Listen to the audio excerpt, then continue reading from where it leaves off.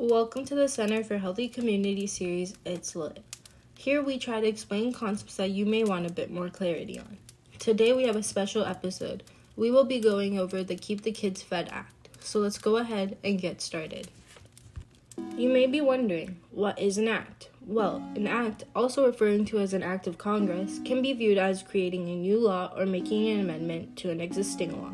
The process of an act involves a proposed bill, which must get passed by both the House and the Senate, and then signed by the President, officially making it an act.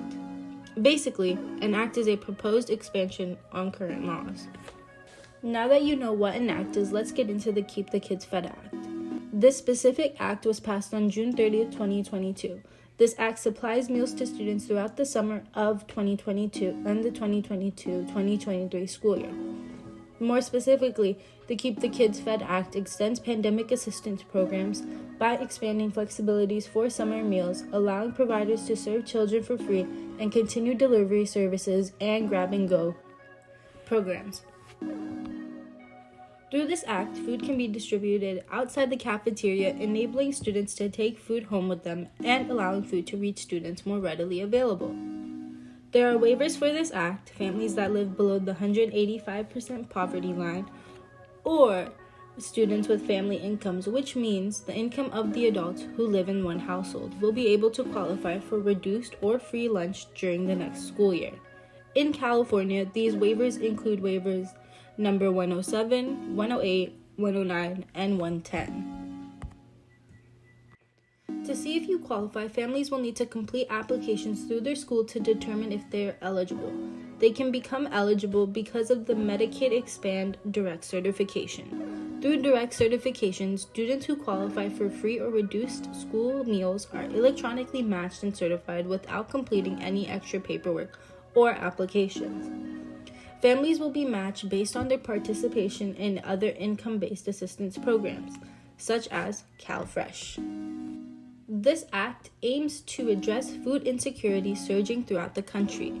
Food insecurity is when access to adequate food is limited or scarce. There was an increase in the number of children experiencing food insecurity during the pandemic. Food insecurity is known to affect children's behavioral and nutritional health in several ways.